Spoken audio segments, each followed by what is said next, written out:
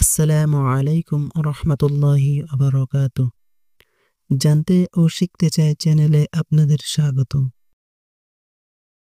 তৎকালীন আরবের ভৌগোলিক, সামাজিক, প্রশাসনিক, অর্থনৈতিক ও ধর্মীয় অবস্থা। আরবের ভৌগোলিক অবস্থান এবং গোত্রসমূহ।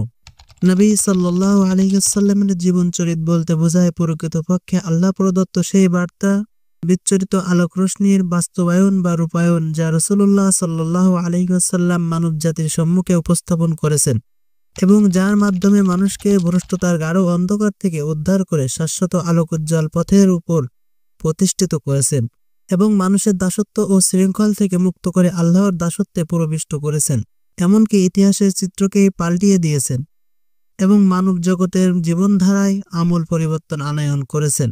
সর্বযুগের সর্বশ্রেষ্ঠ মানব ও নবী সাল্লাল্লাহু আলাইহি ওয়াসাল্লামের পবিত্র জীবনধারার পূর্ণাঙ্গ প্রতিচ্ছবি অঙ্কন ততক্ষণ পর্যন্ত সম্ভব নয় যতক্ষণ না আল্লাহর বাণী অবতীর্ণ হওয়ার পূর্বের ও পরের অবস্থার তুলনামূলক বিচার বিশ্লেষণ না করা হয়। এই প্রেক্ষাপটে প্রকৃত আলোচনায় যাওয়ার পূর্বে আলোচ্য অধ্যায়ে প্রাক ইসলামিক আরবের ভৌগোলিক সীমারেখা, আরব ভূমিতে বসবাসরত বিভিন্ন সম্প্রদায়ের অবস্থা ও অবস্থান এবং তাদের ক্রমোন্নতির ধারা এবং সে যুগের রাষ্ট্র পরিচালনা, নেতৃত্ব প্রদান ও গোত্রসমূহের শ্রেণীবিন্যাসকে বিভিন্ন দিন, ধর্ম, সম্প্রদায়, আচার আচরণ, অন্ধবিশ্বাস এবং রাজনৈতিক, সামাজিক ও অর্থনৈতিক চিত্রসহ পাঠক পাঠিকার সামনে তুলে ধরা প্রয়োজন।